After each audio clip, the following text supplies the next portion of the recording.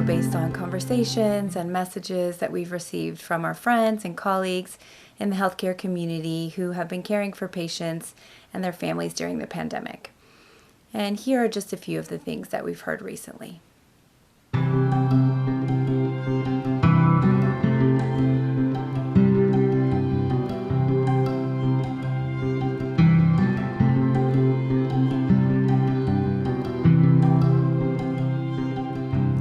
As mental health professionals at Bose Place, we offer much of our support over the phone.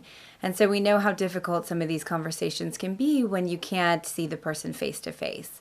And so what we're hoping through this short video is just to offer some tips and some suggestions on how to navigate some of these challenges we're finding as we're offering support to family members over the phone or FaceTime or Zoom.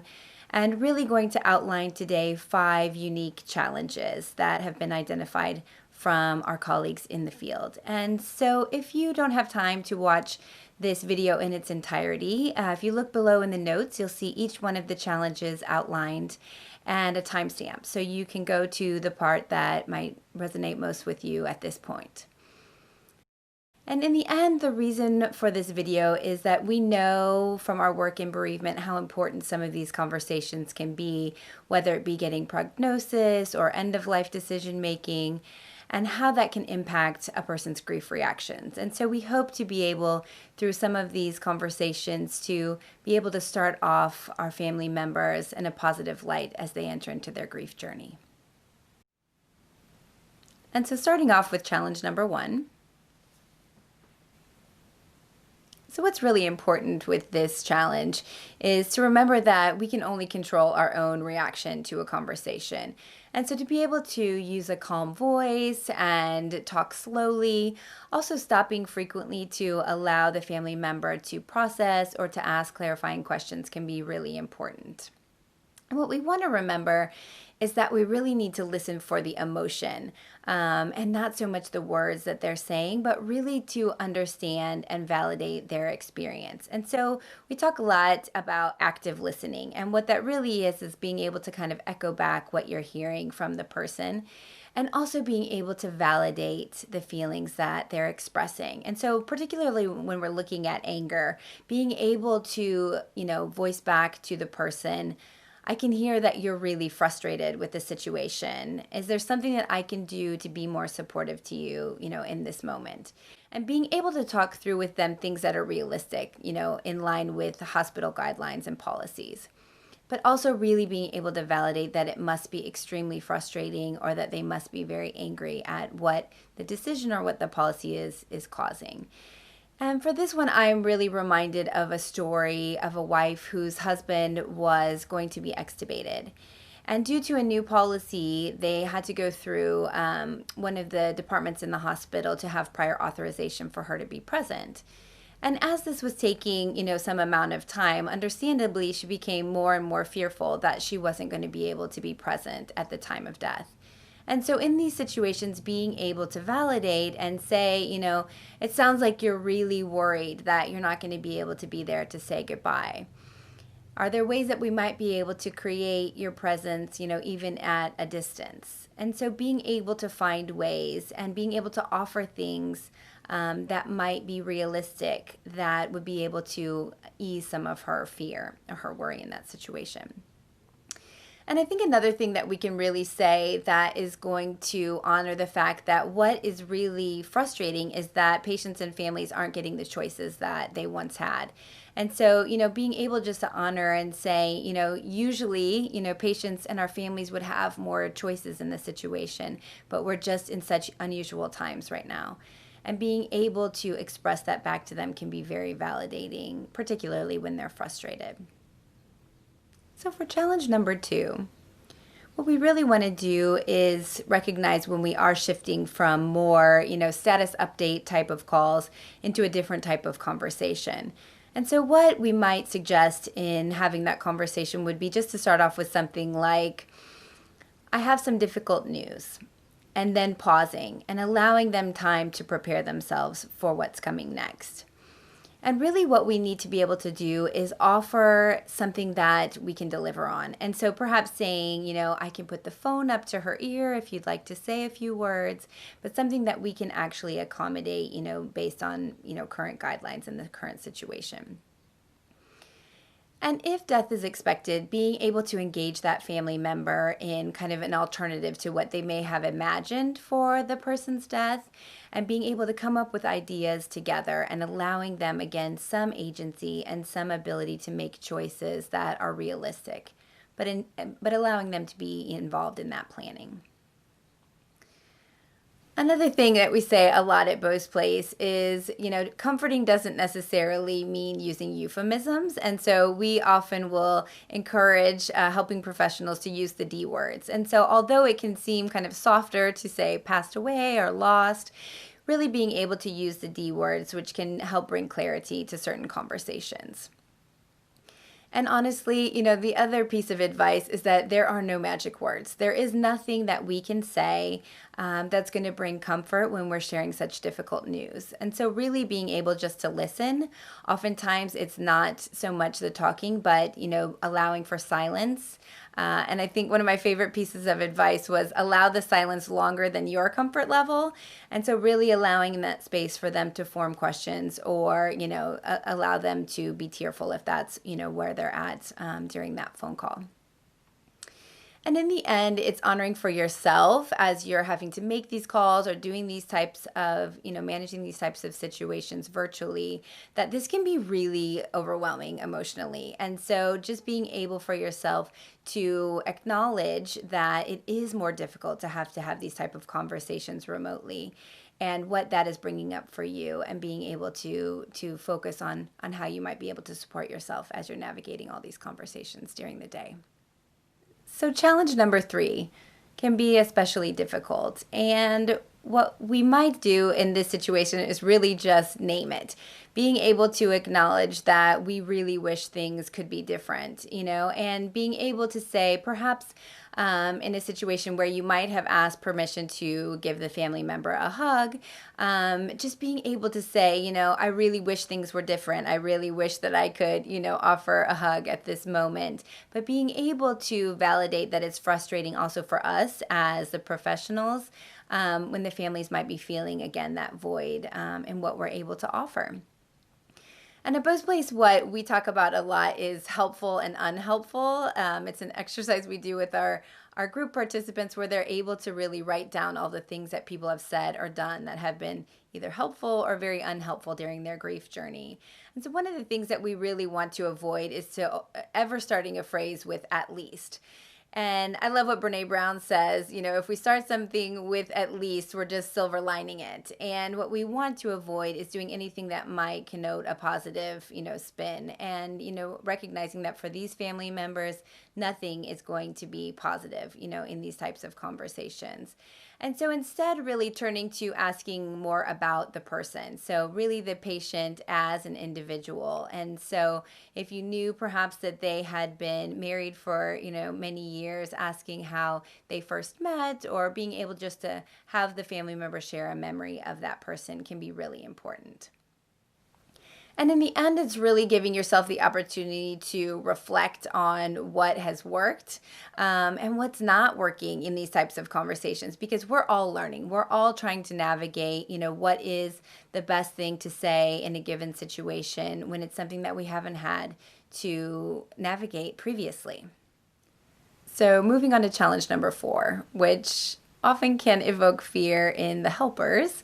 But what we really want people to know as bereavement professionals is the importance of an individual really accepting the reality of the death that helps them to heal. And so ways that we can foster that are really going to include giving them updates on the illness and on the progression of the illness. And so what we really want before any conversation with a child or a teen is to really have an understanding with the guardian. What do they know about the illness so far? But also, what was their relationship with the person, their relationship with the patient when they were well? And what do they know about kind of the reasons why they're not able to visit the hospital? And so, with that understanding, the importance is really allowing the children to ask questions. And so, what we do at Bo's Place often is kind of this reflective answer. And so, when a child asks a question, being able just to reflect back to them, that is a really good question. What do you think? Because what they're trying to do oftentimes is process really difficult information. And, oftentimes it's things that we as adults even don't know the answers to. But allowing them that time to be able to start to process and formulate answers for themselves can be really insightful. And it's important when they can do that with someone other than a family member.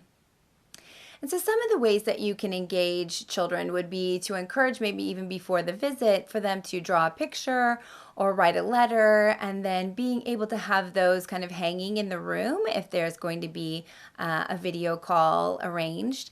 And when they're on that call, for them to really be able to sing a song or read a book, that was a favorite one, something that will allow them to engage. And what we really always want to explain to children is, even when the patient is unresponsive, that they can still hear. And so allowing for them to, engage with them in a way that will be meaningful for all parties. And for us, again, this part really is just allowing them those steps towards accepting the reality of the death. And that oftentimes will entail really having a good understanding of the progression of the illness. And so the more times we're able to show them what the patient is doing, what the patient looks like, how they're able to interact, they're really taking those steps towards accepting that illness as it is. And finally, challenge number 5. So for this one, I'm reminded of a story from a healthcare professional who shared that amongst her teammates, they were turning to pills and food, gaming, whiskey to be able to cope with the added pressures of work during the pandemic. And what we really want is for people to acknowledge that this is not normal. That yes, we may be used to illness and death, but we're not used to it with this added strain of new protocols and changes in our work style that are all added to this added strain. And that we want to acknowledge that secondary traumatic stress is a very real thing. And so being able to honor for ourselves how this might be coming out for us, whether it's in physical pains or anger outbursts, but however that might be manifesting, and how we might be ourselves numbing as opposed to kind of going into those emotions. And so one suggestion is really just to set aside time to do that. So whether we're sitting down and really thinking about an experience that was really difficult, or if it's anxiety that we're kind of dealing with on an overall basis, being able to go into those emotions. Sometimes structured journaling can be a really effective way. And the recommendation is to set a timer, just a very short amount of time, a few minutes, and being able to focus on that specific experience or that specific emotion that's been coming up for you. Another one we use a lot at Bo's Place is gratitude, and being able just to scribble a couple of things at night before you go to bed that you're grateful for can be really powerful.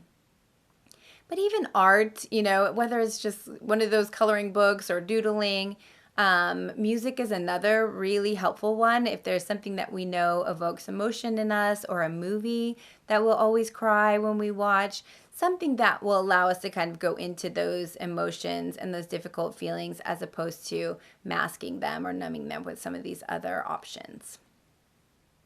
And as we finish up this one, just a note to administrators, if you aren't already doing so, just to consider having an open time for staff members to meet and to talk about what have been the challenges for them, how have they been navigating these things, and really have a kind of a judge-free zone where they're able to kind of go into some of these conversations and really share honestly what their experience has been.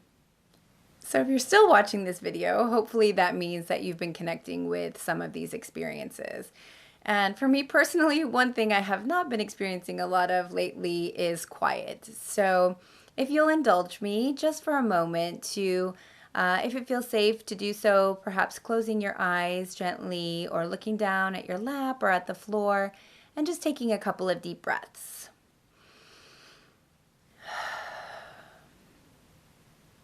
And as you do so, being able just to scan your body and your mind. And if you can identify just one word one word that describes how you're feeling in this moment. And so this is an exercise we do often at Bo's Place called the one-word check-in, and can be really useful when you're transitioning, from place to place. So when you're coming in from home and starting your shift, and particularly as you're getting in the car to go home, but really being able to just take a moment, and you saw it only takes a few seconds, to do a really quick check on really where you're at emotionally or even physically, maybe where you're holding some stress and maybe where you're feeling some pain. And so going along with this exercise, we're really excited to partner with the Institute for Spirituality and Health, who has created some unique relaxation exercises which are geared towards healthcare professionals. So we'll give you a little bit more information down in the notes and links to those videos as well. And another resource I'd like to point out is Serious Illness Conversations. So down in the notes will be a link to the article that informed some of this video as well. And I can't forget Bo's Place, so I want to be sure you know that we have a bunch of handouts and resources in English and Spanish that are available for your families, as well as our mental health professionals available to you by phone. So if you have a specific family situation that you're navigating, being able to reach out to us and we can really walk you through some of those obstacles or challenges that you're facing. We also really want you to utilize the handout that we've created based on this video. So all of the challenges are outlined and some of the tips there to pass along to colleagues as you need. And we really want to continue the conversation. So using the comments, anything that has been challenging to you that we didn't identify, or really just tips that you have used that have been, successful in navigating some of this to share with others. We really want to keep the conversation going. So as we close today, I really just want to thank you for taking time out of your busy schedule to watch this video and hopefully found a few things that you can take back to your work. But really just knowing how grateful we are for all that you do every day, taking care of patients and families and supporting your coworkers, and that we're thinking about you during this challenging time. So take good care.